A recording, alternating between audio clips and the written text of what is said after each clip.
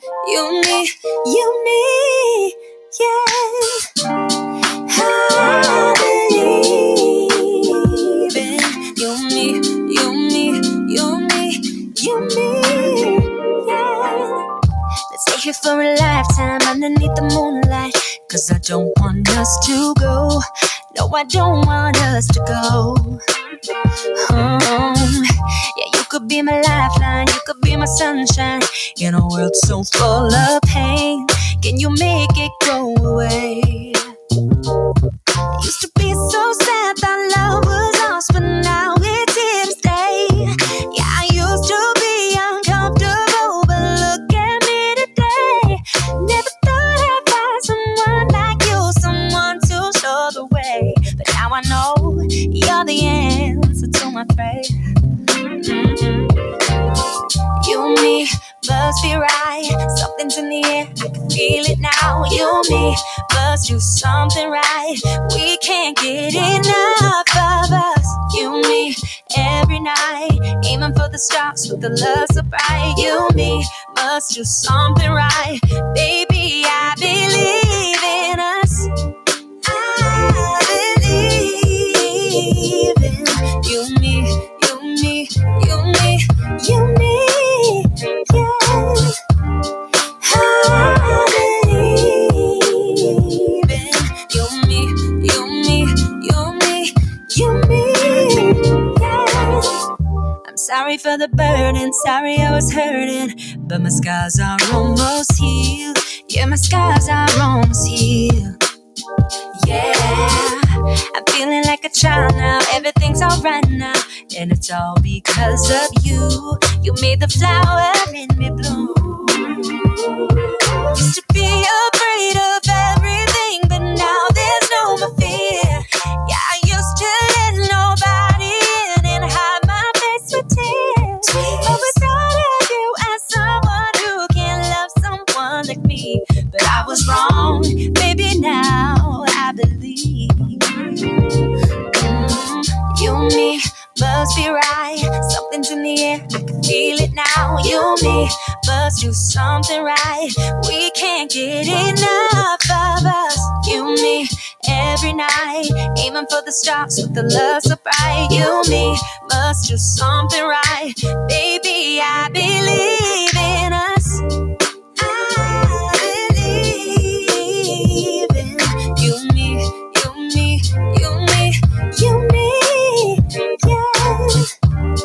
I believe in you and me, you and me, you and me, you and me, yeah. You and me must be right. Something's in the air, I can feel it now. You and me must do something right. We can't get enough of us. You and me every night, aiming for the stars. Good morning, everybody. How are you? I'm going to give it a couple more minutes so people can find the stream this morning. Of course, we're on the Spreaker Network. We're also on TuneIn, and we're on YouTube this morning. Good morning to you. How are you? I hope you're doing well. Today's show. So like I said, it's going to be an interesting week, and I give you an update every single morning that the show is going to be a bit shorter than it typically is. Typically, we go from 7:30 to 10 a.m., but a bunch of stuff. Hey, what's going on, Jesse? Man, my man Jesse always coming through. I appreciate it. Listen to all the folks that every single morning that share this show. I appreciate you. Thank you so much. But on today's show, I've got to make a move a little bit earlier. You know how it is when you got that family stuff and children and multiple things you got to do in a short time frame. So I got to make sure I'm doing my part. But I am with you for a good solid up until about 9 a.m. this morning, maybe a little bit before 9 a.m. And then I gotta do some things with the fam, and then more things after that. So I don't know about you, but 2020 and COVID, it definitely had an impact on my biz and some of the plans that I have. Now, like any individual, you have to just make things work and figure out another way of doing things, and that's exactly what I've been doing. But I want to get back to my original plan and get back on my grind, my creative grind, now that 2021 is here and COVID. Well, I don't know. Is COVID going away, or There's this new Delta variant, at least in one state in the union. There's a conversation going on right now as to whether they should reconsider the mask mandate. In most of the states in the union, the decision has been made to do away with those state mask mandates. Here in Ohio, it's no different. We got a suck MC Republican governor. Man, we deserve better. We deserve better. We deserve better than a suck MC Republican governor and a sucker MC Republican majority in the state legislature. But that's what the people voted for. So it is what it is. You get what you get. And this Delta variant, from what I'm reading in some countries around the world, is really just having a real impact, having a serious impact. Now, for what I've been reading so far, if you've gotten your vaccine already with both shots, that you might be protected from it. But there's still a significant amount of the American population, hell, a significant amount of the population here in the state of Ohio that haven't done so. I'm not trying to tell you what to do. I'm just giving you the straight facts as I have read them. It's called the Delta variant.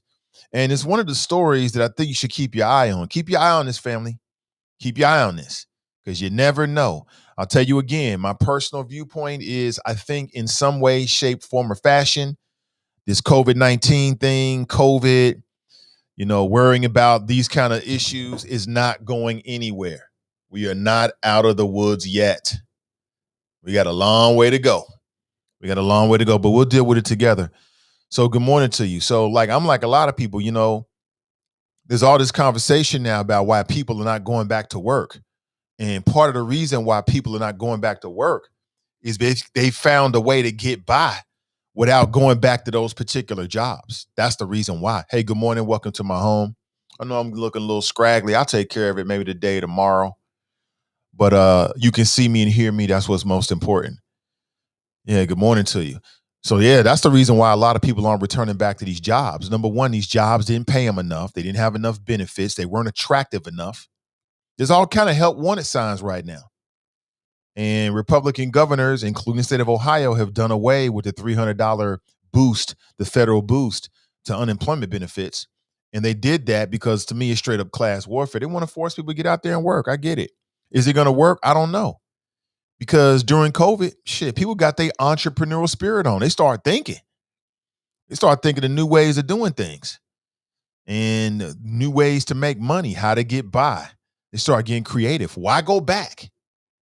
These jobs, I was just having a conversation with somebody because people on some levels in the city are really, really thinking about this and debating this issue, right? I'm like, yo, it's simple. They found a better way. Simple as that. If you want people to return back to some of these jobs, you're going to have to sweeten the pot. Simple as that. Make it more attractive. Make people want to come back. Offer more money per hour. Offer more benefits. And then people will come back. Better work environment. Then people will come back. Other than that, man, people out here getting their grind on. They writing books. They start whole businesses. They doing all the things. I don't know about you, man, but aside from people that lost folks, because if you lost somebody during COVID or because of COVID,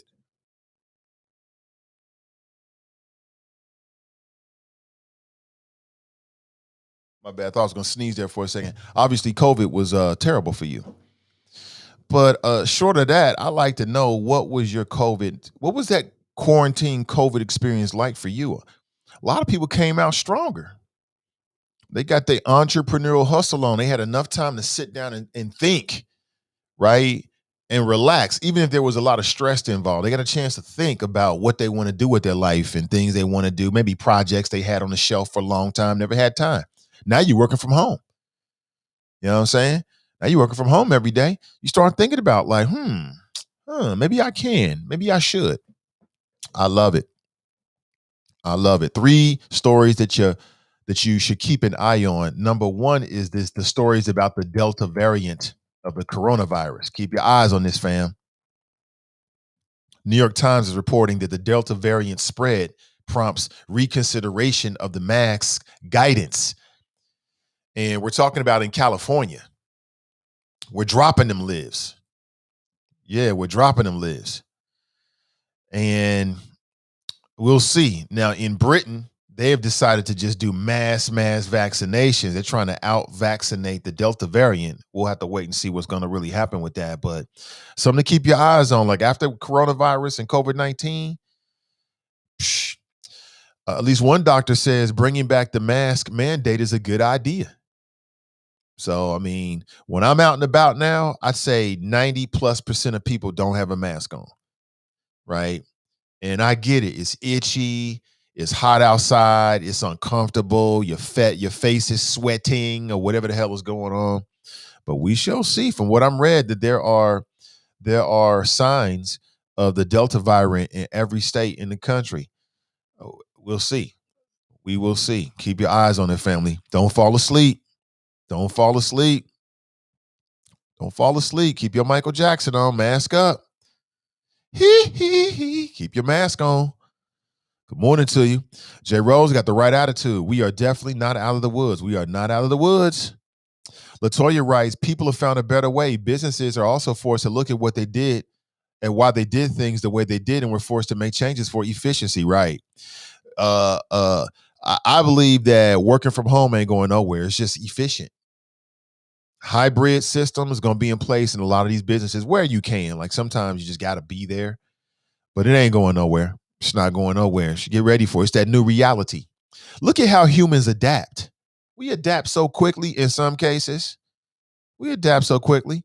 But Latoya's right. People have found a better way. People have gotten an entrepreneurial hustle on. They start their own businesses. They're using the internet, writing whole books, got whole digital products and all kinds of stuff. And I think it's beautiful. Absolutely. Brandy writes, good morning, it's hump day. Let's get it. It is hump day. It is hump day. Now, I plan to be with you today, tomorrow, and Friday. I'm stepping out of town for a little bit over the weekend. So, for instance, the Is It Just Me podcast will not be broadcast on Friday. We're planning on doing it on Thursday at 12:30. So that's tomorrow. It's Thursday at 12:30. We're planning on live streaming it then. Okay? Just to give you a heads up on that. So you can look for the Is It Just Me podcast on Thursday. And listen, I'm looking forward to. Donnie's had some stuff going on. I think very highly of her show and her talents and what she brings to the Cincinnati audience and beyond. In fact, I feel the same way about all the shows that we do. I think everybody has a unique flavor. Brother Christian Boykin doing his thing on Mondays. Check him out. And much more to do. I got some podcasts that we're working on. And also some ideas that are not live streams. Some more creative ideas that are not live stream. Like for me, I've got a chance to sit back and really take a hard look at everything that I'm doing and take a real hard, honest look about, what the future means and where I would like for us to be and where I want to go. So Midday Juice coming back. I'm working on some promos for that show right now that you'll see really, really soon. Ask Ashley is a wonderful talent, super talented, gorgeous, great personality, and super funny as well. So again, my plan is we just want to elevate Black voices in many ways, not just in the world of politics, but in the world of sports, in the world of entertainment. A lot of people I've talked to, they look at what I do and they think politics first, which if it is what it is, but I'll say it again, I haven't changed. People, politics, and pleasure. That's my wheelhouse. I think that's me. And I think that's a lot of people. A lot of people are into a lot of different things. So am I. So look for some different things. Look for some different things. And as I said, I'm still looking for a new studio space as well. And once I secure it, then you'll definitely see some more creative things that you might get into. Tiffany writes, I'm leaving the gym now. Good morning to you, Tiffany. And I'm the only one with one on, and I do remove it when no one is in close proximity. Yeah, I get it. I'm vaccinated now. I'll tell you again, I'm fully vaccinated. So I don't feel any different, though. I feel the same way in terms of the masks. I still feel like maybe not. I still would prefer like the elbow bump. It is what it is. Let's see 2022. Let's figure out 2022. I mean, I won't feel comfortable until like a year from now. And you might think that's extreme, but aren't we living in extreme times? I think so. So 3 stories that you should keep an eye on. Number 1, in no particular order or weight, is that Delta variant. Keep your eyes on that, family. Keep your eyes on that. Don't fall asleep on that. We don't know what's really going on with COVID-19. I don't give a damn what they say and what they tell us. As much as possible, keep that mask on. And so now the schools, think about this. The schools are considering their coronavirus safety plans for the fall. And what should be the coronavirus safety plan for the Cincinnati Public Schools? What should be the case for that? I don't know. Smarter minds than me will debate this and figure it all out. You tell me. Hey, listen, if you hear anything this morning that makes you want to give us a call, you want to chime in, you can shoot us a call at 513-873-7134. I'm talking about 3 stories that you should keep your eye on. Number 1, the Delta variant of the coronavirus. Keep your eyes on that, family. But I've got many things I want to talk about that are in the news, including, my friend Dr. Maseru, Dr. Noble Maseru, who was the health commissioner here in Cincinnati. I'm reading that he's got a discrimination suit against UC, University of Cincinnati, and is moving forward to trial. Do you know this? Apparently, the judge refused to dismiss the case. Now it's going to a jury. A federal judge ruled that a former Cincinnati U health commissioner's race discrimination lawsuit against the University of Cincinnati will move forward to trial. Maseru was the city's health commissioner for 10 years. 10 years. It's a good brother. And he was a big supporter of the podcast when he first started. And I appreciated that. And, you know what I'm saying? I live in the Coreyville area. And for whatever reason, I seem to just keep coming back to this area of the city. And I remember like driving through Coreyville and I'd see this older black dude with a big old fro, like getting his walk on, getting his exercise on. It was Dr. Maseru. So apparently he applied for the associate professor job or a associate professor job at the University of Cincinnati. And he feels as if he didn't even get a proper consideration. And he felt like it was race, despite his qualifications, that he was denied a chance to even interview for the position. So from what I'm reading, a spokesperson for UC declined to comment on the case because it's wrapped up in the course. They don't want to say the wrong thing. They might sink their own battleship. But I thought that was very interesting. Dr. Maseru? What?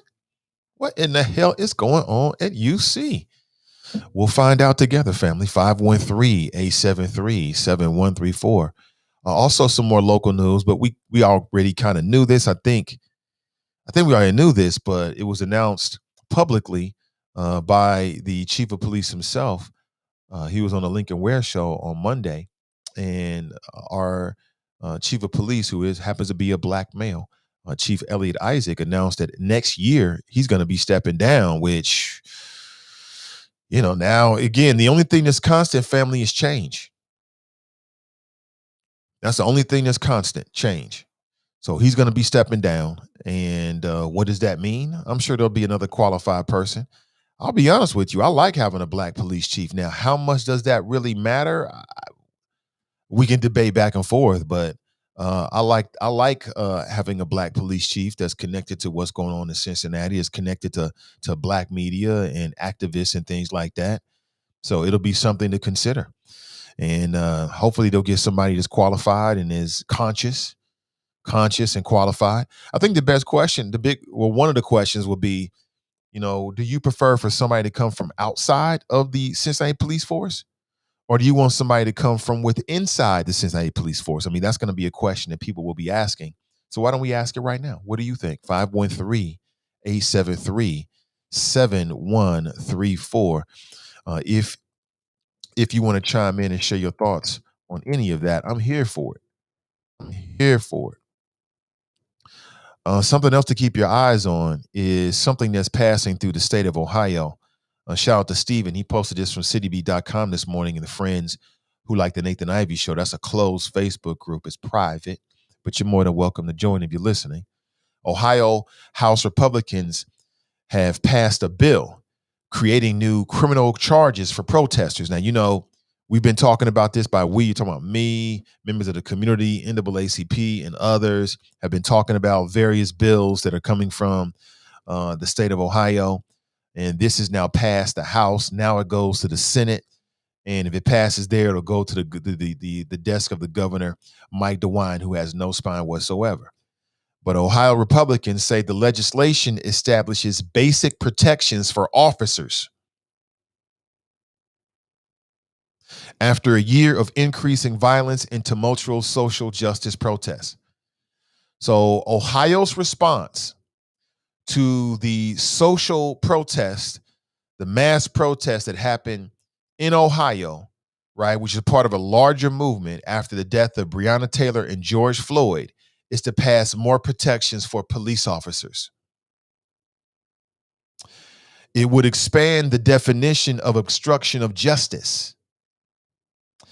It would expand it broadly enough to capture protest activity. That's what some social justice activists and civil rights advocates testified.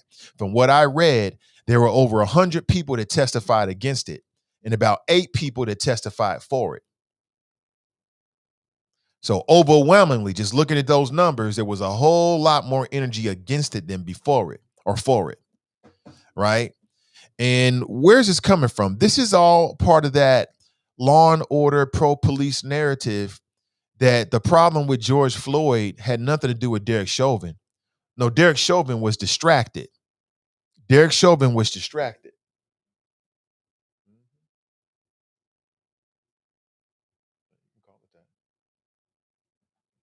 Yes, I want some tea. All right, thank you. So Derek Chauvin was distracted. That's the reason why he lost time. He lost track of time. He didn't realize he had his knee on George Floyd's neck for 10 minutes because bystanders were yelling at him and he just couldn't get it together. He was confused. He was confused. He was confused. And that's the reason why he lost track of time, as I said earlier. Like, they're really going with this.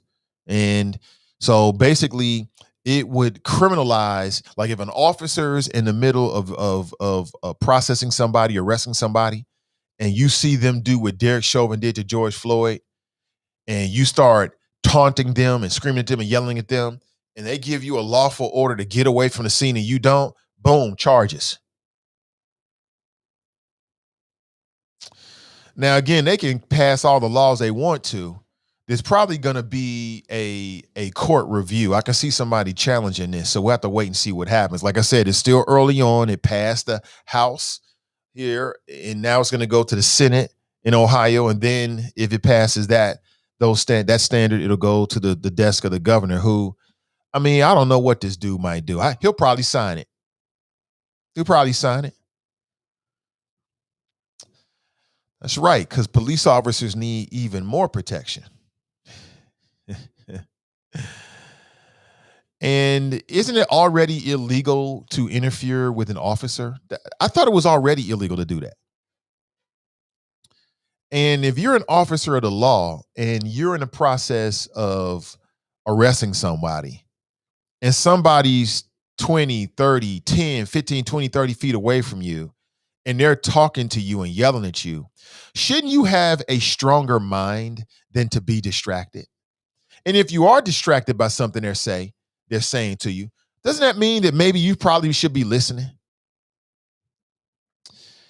I don't know what it's going to take, man, but Ohio is never going to be the state that we all want it to be, as long as the Republicans have the majority that they do. When did this happen? I'm telling you, the Democrats, the party, somebody needs to come up with some creative ways to interact with voters here in the state of Ohio, but we shall see.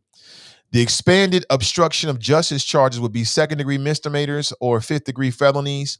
Now, when we talked about this initially months ago, this has been narrowed a bit. At first, it was a lot more broad than this, but people like State Rep Cedric Denson and others raised a voice about this, and they narrowed the focus of it a bit, which I guess that's a good thing. But still, Additionally, the legislation would prohibit a person from throwing any object or substance at an officer, quote unquote, with intent to distract, because police officers are children. They're like little children, and we have to hold their hand while they're doing their jobs. Quote, the language in this bill will prevent innocent bystanders from exercising their Sixth Amendment rights per the U.S. Constitution. That's from Tom Roberts, president of the NAACP Ohio Conference. With the excessive force issues among our law enforcement here in Ohio and across the country, the timing of this bill is inappropriate and insensitive to many communities of color. House Bill 22, some people say, would outlaw diversionary tactics from those seeking to distract, disrupt, and impede law enforcement. So if you see an officer who basically is committing murder because they're using excessive force, as was the case with George Floyd, the issue isn't the officer. Oh no, it's not the officer. The issue is the bystander because you dared to voice your opposition to what you're seeing. We are living in the last days, my friend. I've been telling you for years. We're living in the last days of common sense. It's where we are. It doesn't make any sense in terms of being practical for the people. It makes perfect sense in terms of the law and order, protect the blue crowd. It makes perfect sense, but I want to make sure I put that on your radar screen. This has moved forward. Keep your eyes open. Stay up. Stay up out here. Good morning, good morning, good morning. Charles writes, Grand Risings, Nate and the Choppers. Good morning to you. Good morning to you. Jerome writes, good morning, Nate and the Choppers. Good morning to you. Defmere Moments writes, good morning. Kelly writes, good morning. Good morning to you. Regina writes, good morning. No, it is not going away. My mask will stay on. Smart people. I think it's smart. Wait until next year. This time next year, then maybe we can start doing all of that next year. Sister Iris writes, good morning, great people out here doing good, big things for the community. I love what I'm hearing and seeing about what's going on in Bond Hill. Bond Hill needs some love and some revitalization. I love it. All this talk about food deserts. Now people out here doing something about it. I respect it. I respect it. Getting out here making it happen for the people. It's beautiful. Queen Maxine writes, Grand Risings, Nate, the Choppers, and everybody. Jay Rose writes, we are definitely not out of the woods. Tiffany writes, good. Latoya writes, I think I read that already. Brandy, I think I read that already. Nat writes, good hump day, Choppers. Good morning to you. Cincy Tigress in the house, she writes, good morning. Good to see everybody. Queen Maxine writes, overall, breathing back in your carbon dioxide is more deadly than COVID-19. Wake the hell up. Really? Man, I've done whole workouts with the mask on in the sun. Whole workouts. Up and down hills, out here in the streets for like 90 minutes plus. Never bothered me, but again, everybody's different. I think some people are more susceptible than that to others, but I think it all depends. Anthony writes, morning chop shops. Jenny writes, good morning, Nathan and the Choppers. About to make my 4-minute drive to work to satisfy my weekly 2-hour in-office times. Karens, here I come. That's hilarious. Your weekly 2-hour in-office time? See, that's the norm right there. Why you got to go to work when you can be even more efficient at home? Just stay home and get it in. Stay home. Good morning to you. Oh, what is this? Oh, okay. Now, I'm not sure if you remember this, but going back a few months ago, I did an interview with a Black female that decided, and I respect this so much. She saw what happened with George Floyd. She saw what was happening in terms of the social unrest and everything was going on. And she wanted to do something about it here in the city of Cincinnati. You may or may not remember this interview. And the sister, who's a doctor, aka Dr. D, came onto the show and she said, Nate, I want to do something. And she did it. She said that she wanted to create the George Floyd Scholarship. Y'all might remember this. And she wanted to create a scholarship in the name of George Floyd that was around social justice. And she did it. She wanted to do it at Cincinnati State. Well, I'm very pleased to report back to you that she actually did it. She created the scholarship. Remember when she first came on, she came on in 2 separate interviews. The first was just announcing the idea. And anything that's positive for the people, I want to be a part of. And then the second was announcing the idea, and then she was looking at seeking donations. Well, I'm very happy to tell you that the Dr. D did it. She put it together. She actually created the George Floyd Scholarship at the Cincinnati State, $500 each. She actually awarded these scholarships. I'm working with her now for her to come back on, along with some of the people that actually got the scholarship, to talk about the experience, just to help promote it. I'm sure this is going to be something they'll do annually. And I thought it was great. I think it was a great example of somebody that saw what was happening, felt motivated to do something, and then put something together. So I'm just looking at an interview right now about that same thing, and I love it. So this sister didn't even know George Floyd, as I understand it, living in Cincinnati. She was touched by it, and she said, "You know what? Doggone it, I'm gonna do something about it." And see, this is why I was telling Black Russia and other folks, y'all keep talking all this stuff about how much you care about violence in the community, then go out there and create something and do something. Move the needle for people out there if that's what you feel very passionately about. Like, all the Black folks I know care. But if you feel extra passionate about something, then you do what Dr. D did. You do what this sister did. You create something and try to put something in motion. She did it. Well, she didn't do it by herself, but she was the major. Nobody does anything by themselves worth anything. But she was the major force behind it. And it was very, it was great to see the idea, like, just move from the idea to the action, and then actually awarding the scholarships. And $500, I don't know about you, but $500, that go a long way, boy. That go a long way. And you in college, every little bit help. So shout out to Dr. D and her team for putting together the George Floyd Scholarship over at Cincinnati State. So, to me, those kind of things are motivating. You see people out here creating stuff and doing stuff. Makes you want to create something, right? Makes you want to do something. At least that's how I look at it anyway. Good morning to you. See, Queen Maxine writes, 5G nor COVID-19 is not my destiny. 5G? Tabitha writes, good morning, all. Iris writes, Noble Macero was a great health commissioner. What I liked about him is he had stones. He had heart.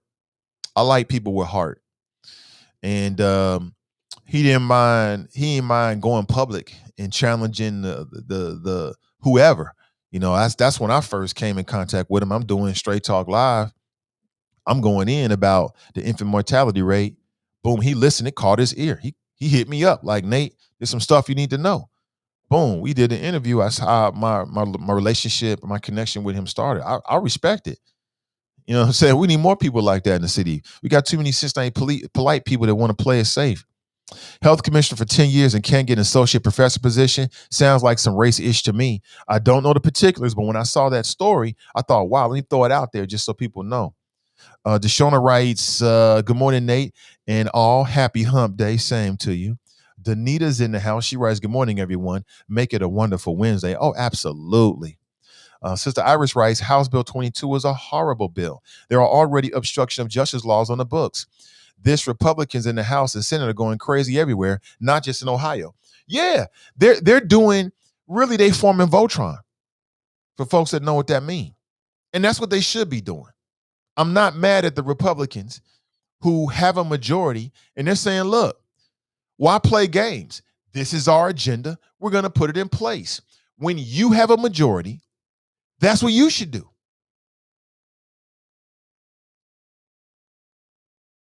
Yeah, when you have leverage, that's what you should do. We're looking at what the Republicans, they're doing what they should do. They got the numbers, they're going to run it. And until the people or the Democrats or the independents or whomever stand up and start to successfully, thank you so much. Oh, okay, you put it in a new mug and everything, huh? You're going to make me use this, huh? Okay. I guess I'm doing mugs. Look at this. I got this for every father gets this kind of stuff, but when your family gets this kind of stuff for you, and then it's got the Darth Vader there. I grew up in the 70s, 80s, so and all that Star Wars stuff. I'm not saying I'm Star Wars crazy, but a little Darth Vader here and there ain't gonna kill nothing. Let me see. But Patricia writes, good morning. Sister Iris writes, more power to the state and police. This is crazy. It is crazy. But again, look at what's happening. We haven't had any major legislation that would protect the people from police brutality, but now the police are being protected from protesters. And the Republican Party is the party of 1776. They all about individual rights against the states, huh? But they got the majority. They got a playbook. They're going to run through it, and they're going to put everything in place they want to. It is what it is. Queen Maxine writes, why not they believe in COVID? Sister Iris writes, we need to vote. Absolutely. Absolutely. I can't say it enough. We read what we sow. Ohio went red when Kasich was elected in 2010. Every election counts. 2010 was laziness. And then after that, people were proving a point. Many police chiefs spoke against this. They should be the one that bring the lawsuits against HB 22. This is going to cause huge problems between community and police. Shaking my damn head. Yeah, it is. It is. All they've done is create a new problem point, potentially. That's it. It was unnecessary. You already got obstruction. I say the same thing. Show me the evidence. Show me evidence in the state of Ohio where officers were trying to arrest people or do their jobs, and then they were obstructed by activists in the public or something like that in a way that rises to the level for the state legislator to start passing bills to protect officers. This was a problem in search of an answer. I just don't see it. Just like with the stand your ground law. You show me the evidence where prosecutors were putting people in jail because they were defending themselves against great bodily harm. There's no evidence of it. A problem in search of a solution. That's it. Let me see. Nappy Roots writes, good morning. Good morning to you, Nappy Roots.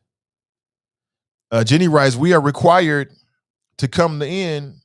Okay, great. We are required to come in for 2 hours per week. The remaining time is at home. This is my only team. Okay, beautiful, beautiful. Why not? Why not? It's like the bosses don't trust people to work from home. You can work from home successfully. Tanika writes, good morning, Nate and Choppers. Good morning to you. Man, there's a really super dope new, again, it's a Netflix generation. I seen this new Western. It's all black cast, primarily black cast, right? Idris Elba, Regina King, and other people. It looks pretty dope. Have you seen a trailer for this? I may play it this morning just to get into my culture bag a little bit. Clarence writes, morning choppers, let's chop some game. A solution for a problem that doesn't exist as exactly. Iris writes, just like House Bill 294, the voter suppression bill, no evidence but a whack-ass solution to keep from voting. Make that make sense. Well, what we seeing, I'm just saying, like when the chips are when you got a good hand, you play it. When you got a good hand, you play it. Just like poker. When you got a good hand, you play it. When you don't, you fold it. Right now, the Republicans got a good hand, they're gonna run with it. Let's go to the phones. Let's say good morning and welcome to the show. Good morning, dear brother. How are you? I'm doing great. Good morning, Sister Iris. Excuse me. I think I got a head cold. Took my mask off for a minute around some family. Somebody gave me a cold. But you were speaking to me this morning. You were vexing my soul, especially when you read the article on Dr. Massaro. I just wanted to say Dr. Massaro was one of the most human, caring, smartest health commissioners that we had. Created great things while he was here, and everybody in power seemed as if they wanted to disrespect him because he came from outside, including the mayor. It was just crazy. They just never gave him a chance. They wrote his back like they did Blackwell. They would talk crazy to him in City Hall. And I was glad when he finally left, although he left a great legacy here and did some great things within the health department. So big ups to Dr. Massaro. And I can see the university being discriminatory against them. They are discriminatory against Black people. Whether it's the students that are on the campus, Black men being professors there, their tenure, the numbers are dismal. So big ups to Dr. Massaro. And let me say this about Police Chief Isaacs. He told us a couple of months ago that he was leaving, and he said that to me for a reason, so that the community could get prepared for his departure. What does that mean? We have options here. The issue 5 is still on the table. where the city can go outside of the state to find a police chief, and they're supposed to be able to bring in two assistant police chiefs with them. And it's always been problematic for the two chiefs that did come from outside. It's difficult coming into Cincinnati, as you know. We've seen two. One was okay with the power structure because I believe he did what they said. That was Craig. And then two, the second one was Blackwell, who believed in the people and who wanted to police by way of the collaborative agreement. He carried the agreement everywhere he went. And we saw how hard they rode his back and what that did to him. And that was horrible. But the people spoke, and the people wanted Issue 5 to help guide us. Now, we have an option. We have an option of supporting somebody that is in the ranks now, that's behind Police Chief Isaacs, or we have an option of saying to the city we want to go outside. So, of course, the Cincinnati Black United Front and the Leaders of the Free World, CEAI, and the Ohio Justice and Policy Center want to know what you want. We will be doing several of our Freedom Friday calls, policing in the pandemic, collecting the data on what the citizens want. Not just if you want to go outside, but what type of police chief do you want? You all have paid attention long enough to understand that character matters, education matters, relationship matters, color matter, and work history matters. So what is it that you want to see in your police chief? So I'm asking y'all right now to start jotting down. You don't have to do it right now, but just start thinking about it based on the conversations that you've heard on this particular medium, this format, the conversations you've heard on other places, things that you have read. What would you like to see in the next police chief? And again, we'll be collecting that data to present to the city because our voices matter and they weigh in heavily on what's happening with the police. The next thing is, this is another request that I have for you and the choppers. Next week, well, in 2 weeks, there will CPD, Cincinnati Police Department, will be doing interviewing. They will be interviewing officers coming from different parts of the state, meaning they call them lateral officers, meaning that they've already taken the Ohio Police something test. It's the Potter test. I'm sorry, I don't know what it means. It means you're certified in Ohio to carry a weapon and be a police officer. So we will be doing that. Community will be participating in these interviews as we have done before. My question to you all again, what type of questions do you want us to ask these officers that are coming from different parts of the state or wherever they may be coming from? What do you want us to say to them? We will be having a collective meeting on those of us who have been selected to participate in this. And I want to ensure that we all are asking the same questions, things that matter, so we can make informed decisions. And then we report back to the community, this is what we've done. I've asked the chief for records on these particular officers, things that are public, things that we can see. Do they have complaints on them? How long have they been on the force? What type of policing are they used to? Have they ever policed Black people before? Have they read the collaborative agreement? Do they understand the expectations of the Black citizens in the city of Cincinnati? So I'm asking you all to please give us some of your questions. Again, you can always give them to Nathan, talk about them, shoot me an email, put them in my inbox, call me, whatever you need to do. But I'm asking that we all be, that you all be part of this interviewing process. And I think that starts on 16th, 17th, or 18th, something like that. And Nathan, next week I'm in Minnesota. There folks in Minnesota are still in the streets. They're still having issues with the legislators as far as police reform goes. So they've asked Al Gerhardstein and myself to come in to guide them on some particular and processes to be put in place. And I am excited. I'm taking two of the leaders of the free world so they can see how these things are done. We have done this, and you know this, many times before with many other cities, helping them figure out what they want to put in place. What is first? What's second? What's the low-hanging fruit? And then what's the process of following it through? A lot of people want to know, what does Iris Roley do? It's following this stuff through. It's the through point. It's not just writing it down, but you got to follow it through. The last thing I want to say, and I'm excited about this, and thank you for talking about it, is the food market in Vine Hill that CEAI has been working on quietly. And we've gotten a lot of scrutiny, about what we were doing. Black folks, we get scrutinized more than other people because we see a lot of developers come in the city, grab a bunch of our dollars, and go do what they want to. We didn't have that option. But today, the president of CEAI, Mr. Eugene Ellington, will be on, and he will be talking about the Bond Hill market. And I want to speak directly to anyone that lives in Bond Hill or anybody that has any thought about what should go in the fruit market. We're looking to put an internet cafe, fresh fruits and vegetables, sandwich shop, all those types of things. So it could be a place for community, done by community, and that we own it. So today at 4 o'clock on Woke Wednesday, if folk are interested, they can join us. If not, you always know it'll stay up on my Facebook page until they take it down. But we want to know, what do you want? And I'm excited because as the board chair for CEAI, this has been a fight for 5 years. We've been trying to fight for equity so we can create tangibles in our community so that they can be owned by us. We got some more things that will be happening, but I'm going to let Eugene talk about that. I'm quite sure Reverend Lynch will join us today as we discuss with the community what we've been working on, what this Bond Hill market will look like, and of course, getting any feedback from anyone that wants to help us plan this thing out. It's a beautiful day last Saturday to just see the doors open, just to see that we are able to move forward. But we need community's help. We've been talking with the residents of Bond Hill. They are excited that Bond Hill market will be opening back up.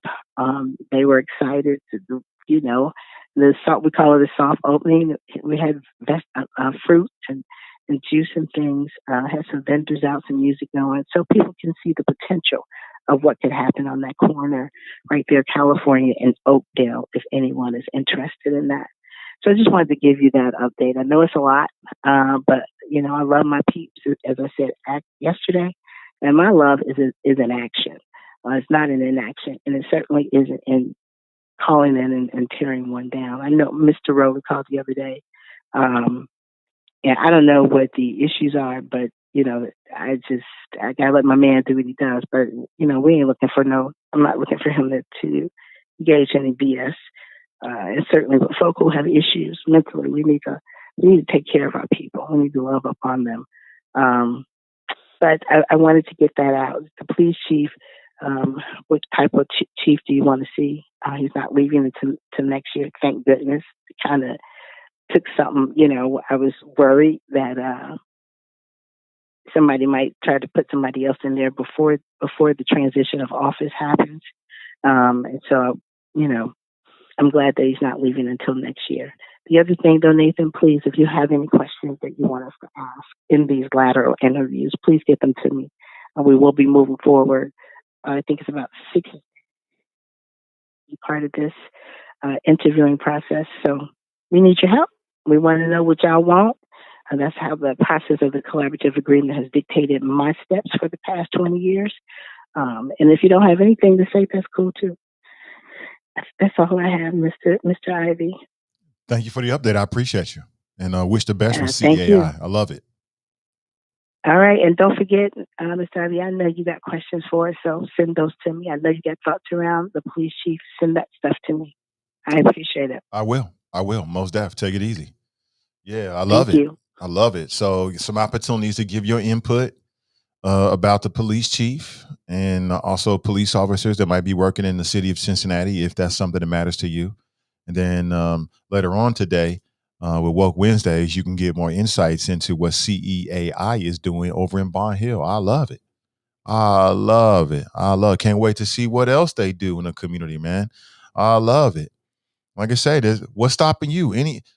You can be involved as well. I'm sure if you contacted CEAI and had some great ideas and was ready to put something in place, I'm sure they work with you. Or you can look at what they're doing and say, maybe there's another neighborhood in Cincinnati where you can do something similar. Beautiful. And Bond Hill needs that. Bond Hill needs it. Necessity breeds greatness. Necessity breeds greatness. I love it. That's a great example of somebody that's putting their money where their mouth is. Like I said, I believe in the power of talk. This is what I do. I believe in it. But there comes a time when you got to move to action on some of these critical issues. And to me, these are just great examples that can just energize you, right? Like, yeah, this can be done. So we don't have to accept Cincinnati the way it is. Right? We can transform Cincinnati to make it what we want it to be. You don't have to just accept it. We don't have to accept things the way they are. Bump all that. So I love it. Wish them the best. And I will think about that as well. I think about any questions I may have and send them to you. And if you have questions, you can either send them to me, then I'll send them to Sister Iris, or you can hit her up on Facebook and directly send them to her. Damn, Jordan, I just saw this. I didn't see this before. I would have put it out there. But is the grocery store a co-op? Maybe perhaps she's still in the chop shop this morning. And if not, they do Woke Wednesdays from their Facebook page, CEAI. Iris always shares on her page. I'll share it as well. Many others do. And perhaps we can get those questions answered.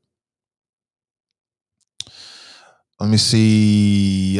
Charles writes, ask how much racial bias training have they had? What is their record and reputation from the city they currently serve? I think that's a good question.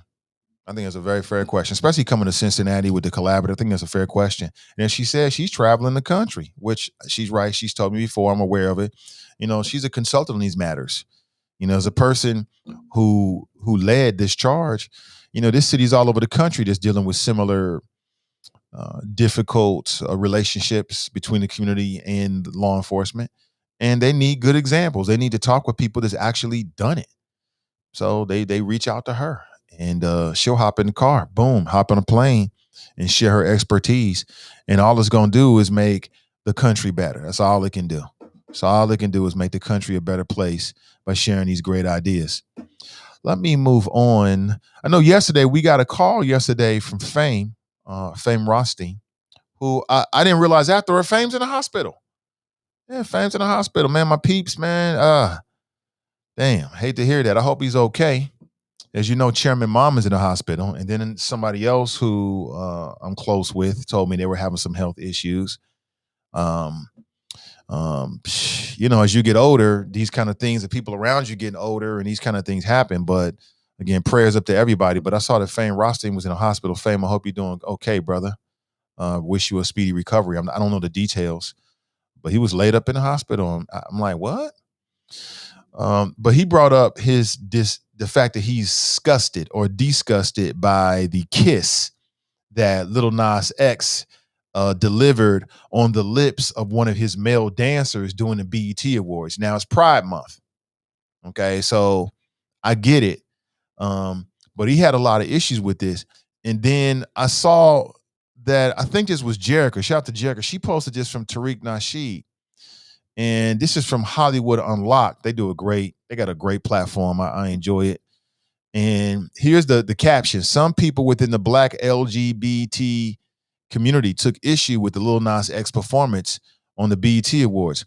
I want to check this out. Let's check this out together and watch this. I'm interested in hear in this perspective, okay? Check this out. Y'all, I got a quick motherfucker question. Why is Hold on, I don't hear anything. It's too low. Hold on. We can't get this if we can't get this louder, then I won't play it. I always got to just do the gayest motherfucking shit. Okay, we understand you gay, we like niggas and all that. Why the fuck do Blood Nas gotta get on stage and kiss niggas in the mouth and do all of that type of shit? As you can tell, there's some extreme language. What is it, 8:30? So I'm going to give you a second. I already played too much, maybe, but I'm going to give you a second to make the kids can step away for a second. And because this is adult time, even in the morning, a little bit of adult time. We deserve it because we're adults. We work hard. We earn this adult time. But I want to be respectful, so you could turn it down, or if you're at work or something like that, you could turn it down real quick. I don't want to get nobody's job in jeopardy, anything like that, but I do plan on playing the rest of this clip. There is extreme language. My bad. I usually give you a heads up on it, okay? All right, we're going to get back to it in 5, 4, 3, 2, 1. Why you can't just do a performance and get the fuck off the damn stage? These punks got to just exploit and push punk shit in children's face. And that's why these children be wanting to suck ding-a-ling and have sex at the age of 12 when they be gay. They don't even know about the LGBT community. Why he not pushing safe sex? Why these motherfuckers ain't talk about using safe sex and condoms and shit? That shit ain't cute to the real super bitch, and I don't give a fuck. Now, you should have used that goddamn moment and had a condom in your tongue, put that bitch on your goddamn tongue and slicking it in that nigga. Beside the language, which, for this show can be a bit extreme, I understand the point he's making. Like, a lot of people are like, why are you kissing dudes in the mouth on BET? What's the point of all that? And I get it. I get it 100%. Because it's like, for the longest time, and I used to argue in favor of gay rights, and I still will argue for that. I don't care if you're gay or not. You should have the same access to everything that a heterosexual person has. If you gay, it don't bother me whatsoever. I don't think much about it. I know who I am. I know what I'm going to do, what I'm into. And I'm okay with letting people be whatever they into. It don't bother me one bit. Not one bit. For sure. For sure. I just got a message. Something I got to do right after the show today. And again, I'm out at about 5 till 9. I've got some things I got to do with the family. Got to make sure you got enough time to do all of that. Hey, when you're a family man, sometimes family comes first. And so for the longest time, people used to always assume that being gay was all about having gay sex, right? Like, that was the first thing that jumped in people's mind.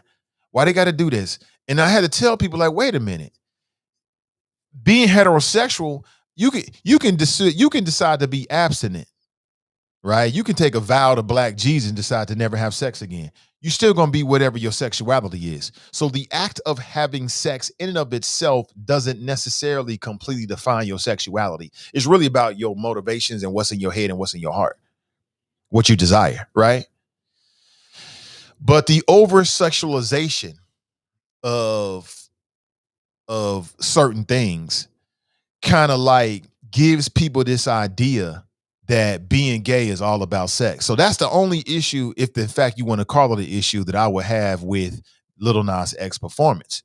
The brother's using different language, the brother's making an interesting point. Like, there's a whole lot of ways you could do this, Lil Nas X. Why you got to do it like that? And in the minds of some people, and again, things are a lot different today than they were 20 years ago. But in the minds of some people that watch that, they're going to be like, oh, well, being gay is all about kissing men, right? That's what they're going to assume. Because look at Lil Nas X. And on some levels, it like, I don't know, it just seemed like it was a move from like the early 2000s. Like, I can see a gay artist doing this in like the early 2000s to really make a statement. But it's like, that was 20 years ago. Haven't we evolved past that? I don't know. Part of me feels like it did more of a disservice than a service for the LGBTQ community. That's just a part of me that feels that way. But what do you think? The brother's making an interesting point. He's like, look, you could take that opportunity to talk to the children, to the youth, tell them about safe sex, but you want to kiss your dancer in the mouth, as if doing that in and of itself is an act of defiance. And maybe it is. Maybe that's an act of cultural defiance that needs to be made. I don't know. I'm not in that community. I'm searching for understanding just like you. But I thought it was an interesting point. However raw the language from that brother might be. This is actually in the Friends page. You can watch the entire video right now in the Friends page and check it out for yourself. You tell me. Kamiki writes, how is a kiss sexual? I'm just saying that a lot of people believe that being gay, they used to believe, maybe things have changed. They used to believe that being homosexual was all about having homosexual sex. They didn't see love in it. It wasn't about love to them. It wasn't about deeper connection and understanding. To a lot of people, being homosexual is all about the act of sex itself. And I used to argue with people like, wait a minute. Is being heterosexual, if you have heterosexual love, does that mean it's all about sex? Well, no. Well, then why's it got to be that for homosexual people, man? I used to go back and forth about this stuff all the time, trying to educate people and open their minds. Kamika writes, a kiss is not loving. I'm so confused. I'm just telling you. Hold on, I'm getting a call here. Okay. To call that person right back. I'm just telling you. So I can kind of understand what he was saying in that point. I kind of get it. Ronald writes, so this guy can't handle a kiss, but he wants Lil Nas X to bring up sex. Okay.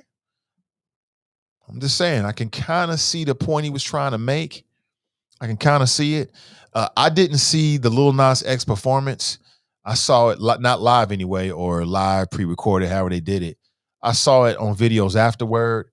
It didn't do anything to me, for me, one way or the other. Like I said, I thought, man, it just seemed like it was, I don't know. It just seemed like we was beyond that. You know what I'm saying? It just seems like our culture is way more accepting to homosexuality now, and that the move was a move that I could see them making that move 20 years ago, but I can also see some people like turning it off, like we don't want to promote that. But it is what it is. I think that'll always be the way when it comes to sexuality in our country. Let me go to the phones. Let me say good morning and welcome to the show. Good morning, Nathan. How are you doing today? I'm doing well, Fame. Welcome to the show. Yes, it's always a pleasure. Thank you for the well wishes and all the choppers who wish me well. And prayers for my condition. Shout out to the choppers who came out yesterday to see me, delivered some outside food on the low. Yeah. You all are, I felt enriched and ennobled by you all's gratitude and hospitality. Yeah, the choppers love you, man. Hey, listen, I'm not asking you to get anything personal, but what's going on with you, brother, if you don't mind sharing? I don't know exactly what it is, but apparently, it's something cardio related, kind of something like what you went through. Wow. It's along those lines. You know what I mean? Wow. Apparently, apparently I died Tuesday morning for about 5 or 6 seconds. They said. What the hell? Yeah, that's what they're telling me, and I'm like, okay, well, I must be anointed. Was that before or do the after our right phone thing. call on Tuesday? That was before. Like that all happened that morning. Wow. You know what I'm saying? Yeah, that all happened like sometime like 2:30, 3 o'clock Tuesday morning. They come rushing in the room like, hey, you flatlined for 5, 6 seconds. I was like, oh, really? I didn't know. And then I started thinking like, well, I did see this, and the other. So my Cash App is Fame Roth. FAMEROTH. If you want to know what I saw during purgatory. Wow. Because I did see some images. If you want to know what I experienced and know what that's like, it's going to cost you $4.99, but I'll gladly tell you. Did you see Lil Nas, you know what Lil I'm saying? Nas X? No, and I'm glad I didn't. Yeah, that's disgusting. I don't want to say it's disgusting, but it was just unnecessary. Like I said yesterday, and that woman said, "How's the kid sexual?" I guess she didn't see the kiss. He stuck his tongue down that man's throat on stage. Like that was like, ugh. That was even over the top for a heterosexual kiss. It's like, dude, okay, we get it. You gay. You're like, what point are you all trying to prove? We're being inundated with all these different movements and I don't know, what's the word I'm looking for? Just all these different people got all these issues that they want to throw in our face all of a sudden at once. And it was like Little Nas X. Like, first of all, I blame Viacom because Bob Johnson would have never allowed that when he owned BET. He was never allowed that, first of all. And so with Viacom, MTV, you know how MTV was, like you said, 20 years ago, always trying to push boundaries. And that's what they've done. With this one, and it's like this gay thing is just not going to sit with black folks. That's not in our DNA. Until you can show me some ancient African art that depicts gay sex, I ain't going for it. Well, did you hear what Lil Nas X said? He pushed back on his critics about his performance, and he said that there was homosexuality in Africa.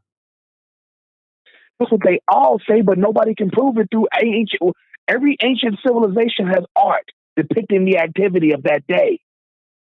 You've never seen ancient African art depicting gay sex. You see it in European art. You see it in Greek art. You don't see it in African art. So what is he talking about? And again, this guy's nothing but a caricature, an industry plant, a homosexual black Gen Wire from Atlanta who listens to country music but raps. Like that's just too much going on there. You're Well, trying to fill too many audiences. he put out a comment. He said the song is literally about gay sex. What y'all want me to do? Play the piano while baking a cake? I've never, I only heard the song. It's not like I went and reached, looking for it. I only heard the song because it was everywhere. It's not like I went out and looking for it and searching for it. I didn't buy the 12-inch single. Did you? No, I don't really buy Yeah, music these days. exactly. I didn't buy the cassette. I didn't download it. Nothing. I'm like, I don't want to hear this. I want to hear this dude in his story. You know what I'm saying? It's just obviously he's a industry plant just to make money. You know what I'm saying? Kind of like a gimmick, rapping Duke. He's just a gimmick just to make some money, just to make some hot cash right now. And I find his behavior and his message to be rather disturbing. And every time I see him on the television, I get disgusted. Not because of who he is. Go ahead, do what you want to do. You like, man, that's your business. Ain't nobody tripping on that. But you just dropped a video that was didn't he supposed to give the devil a lap dance or something? Yeah. In his last, it's like everything he does is just some effery. Like, dude, this is too much now. What are you trying to, you know what I'm saying? Even black folks don't even try to be this controversial. Even NWA toned it down after a while. Right before they split up, Tupac. I mean, as much as Tupac shooting at cops didn't keep your head up. He makes I get around, then makes keep your head up. Things like that. Even he had a sense of morals. While he's pushing the boundaries, pushing the envelope, you just out here just trying to get some bucks by pushing all types of weird stuff. So I can't get out. I can't get down with him. I can't get down with his movement. I respect gay people. I'm not the type of person that's gonna round up a posse and go let's go whoop some gays. No, I'm not gonna do nothing like that. That ain't my game. And I respect them. Even though I don't get along with certain of them, but that's just how I think of you, the individual, not the whole population. I'm not gonna say any names. You know who he is out of Atlanta. Listens to the show. But yeah, man. I'm sorry. And also, I saw you like the post that I made about it. Apparently, there is a Wonder Years reboot coming up that's about an all-black cast of the Wonder Years. I find this to be the most unnecessary pandering I've seen in a minute. First of all, that was a classic show. Leave it alone. And who's it coming from? Who's the producer director of it? Lee Daniels. What's he famous for? Empire, pushing gay stuff on Empire TV show. Again, I don't know what these people's problem is. Like I said, that's a classic. I mean, one of the classic characters on the show. I mean, it ain't even the same show if the girl's name ain't Winnie Cooper. I don't care what nobody said. That's a classic television character name, Winnie Cooper. What are you going to change it to? You see what I'm saying? But I think the medical staff is coming in here, so I got to hop off. It's been real. Always a pleasure. Oh! Yeah, wish the brother the best, man. You said it might be, did he say heart related? Shh. I keep saying, you got an example right in front of you. It can happen to you. It can happen just like that. Don't take it lightly. Don't think you got it all figured out and it can never happen to you. Can't happen. I don't have heart disease in my family, Nate. It can happen like that. All the stuff they tell you about plaque in your arteries and what you eat, all that shit is real. Telling you, take care of yourself. You got one shot. Real quick before we roll out of here, 5 things that the medical scientists say they've learned about COVID in June 2021. Would you like to know? Number 1, kids' birthday parties may have fueled the COVID-19 infections. It's the damn children. Medical research is now saying that children's birthday parties may have played a pretty big role in spreading COVID-19 during the height of the pandemic. They found that households that with recent birthdays were 30% more likely to have a COVID-19 diagnosis compared with households with no birthdays. Now, I know I'm a father and all, but the whole take your kid to the birthday party, I hate it. I hate it. I hate kids' birthday parties that's not my own children. I don't want to go. My son, he went to a kid's birthday party like 2 years ago. He was like a little kid. He was still, it was before he was even in kindergarten. One of his classmates, I didn't realize who the classmate really was until I got to their house. I thought, the wifey took me, little Buddha, I'll take the son. I wasn't happy. Let's put it that way. It was a boring time for me. It's very uncomfortable. I didn't really know the people. I'm in their house. What are we going to talk about? I spend most of the time with my son. I didn't know these people. Get all these kids around here, like little kids, like don't really know how to wash their hands level. You know what I'm saying? For a Virgo with slight OCD, not a good look. And little kids, man, you talk about it, it's just a germ swap meet. It's just they'll put something in their mouth, throw it down, put it on the ground. Another kid will put it in their mouth. It's just not where you want to be. So I'm not surprised to hear that. It was the damn children. Number 2, the first COVID-19 case popped up much earlier than previously recognized. Hey, caller, hold on 1 second. We'll come straight to you. There's a new study out of Britain that suggests the first COVID-19 case may have appeared in China as early as October 2019. Now, here's what I'll tell you. My son got really, really, really sick in January of 2020. He was super sick. And at the time, we had no idea. Looking back, we think he had COVID. We think he had COVID from his daycare. Like I said, those daycares with little kids, it's just a germ swap meet. They're just swapping germs in and out. There's no way to stop it, really. I'm not surprised to hear that. Like, we are convinced that our son had COVID in 2020 because looking back, he had all the symptoms. We took him to the doctor. They had no idea what to do. They was like, we don't know. You don't know? How you go to school all these years you don't know?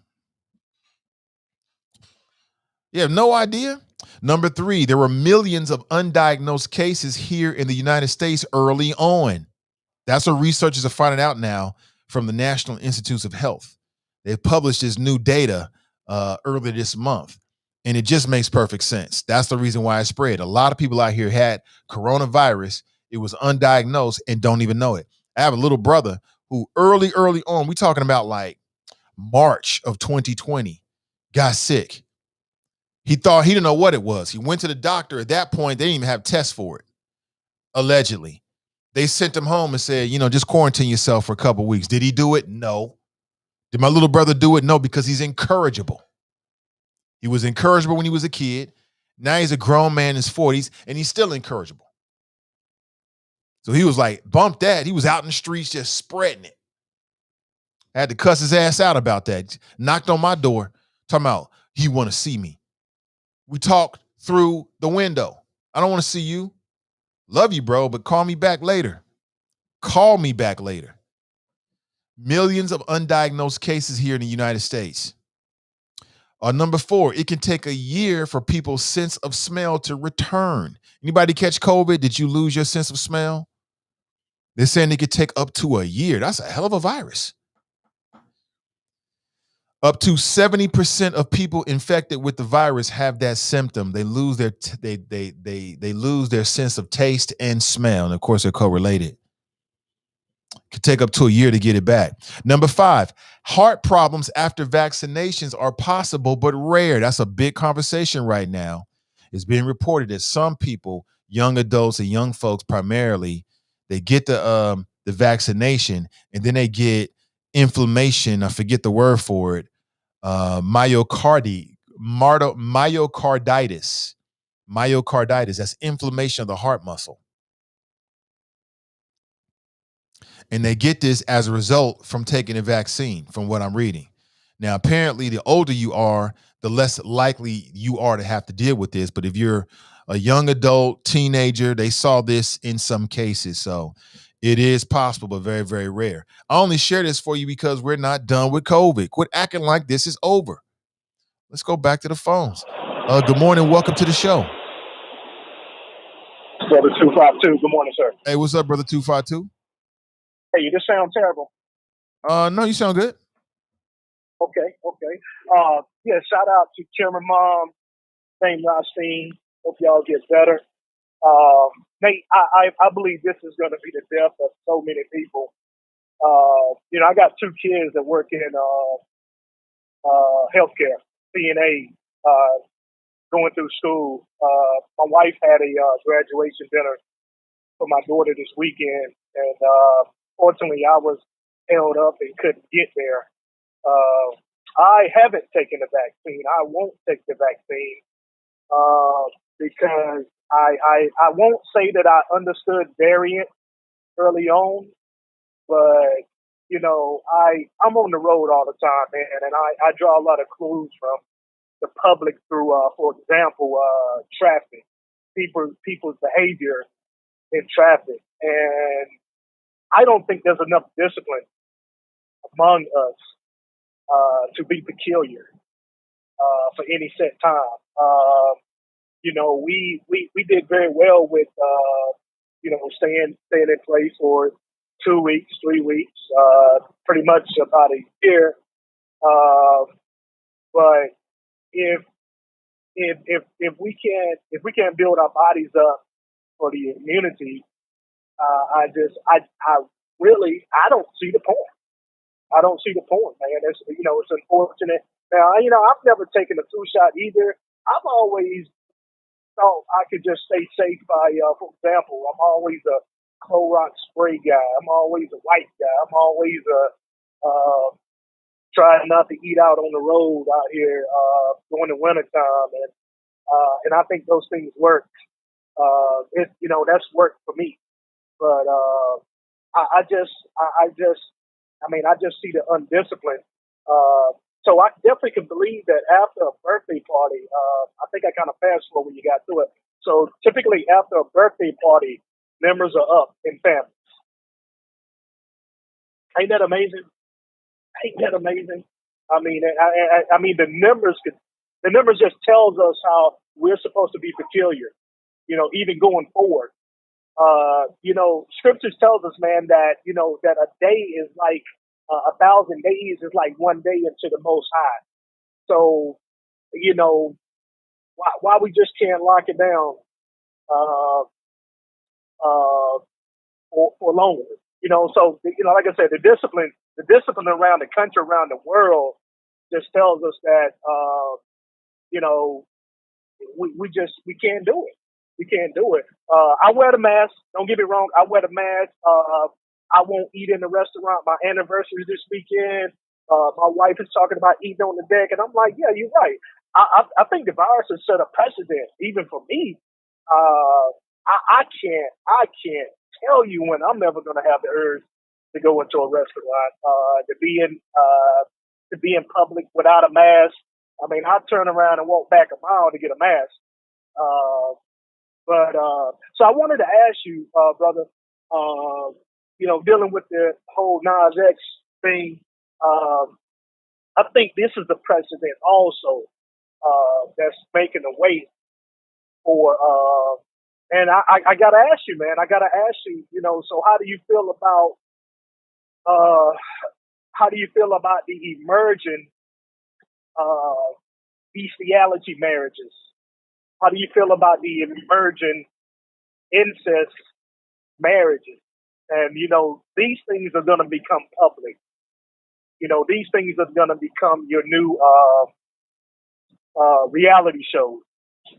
These things are going to be, it's going to be a host of this, and we're going to have to deal with it. So just like, you lend in defense to homosexuality, A lot of these things, it's setting a precedent, brother. It's setting a precedent for other foul things to come about. And unfortunately, what's going to happen is that language is going to be piggyback. For example, just like what is the movement? Just like they use Jim Crow and the coming about of the Civil Rights Act. The language is already there, so we're gonna have to deal with these things. Like I said, the affectionate bestiality marriages in your face, incest in your face, making of kids. Because really, it ain't about sex; it's just about love.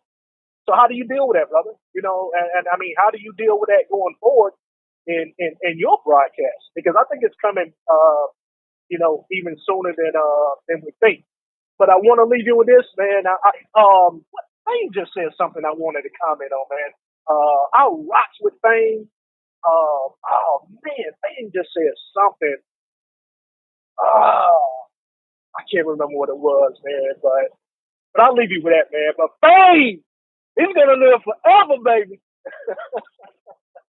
Hey, but definitely do answer that, man. How do you rock with, these coming atrocities to come? Shout out to Sister Iris, and just the work she does. I don't know if she has a platform or not, but that sister is definitely worthy to be supported. And I'll catch you soon, man. I know it's coming up on the end of the show. Have a good day, brother. Have a good day, brother. That's brother 252. Appreciate the call. Hope he lives forever, man. Most def. Looking at the clock, it's about that time. I got to make a move, family. I got to be off the air a little bit before 9 a.m. I wish I could stay and we could just rock together, but I got to make a move. I put that out there beforehand.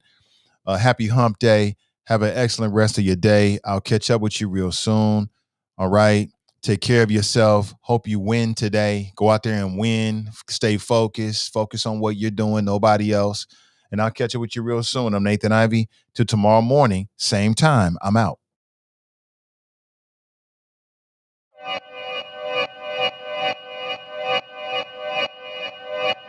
Yeah. Talking to my mirror like I love you so much. Curving on my critics like I heard you, so what? You can't kill my confidence, I think I'm the man. Tally all the I ever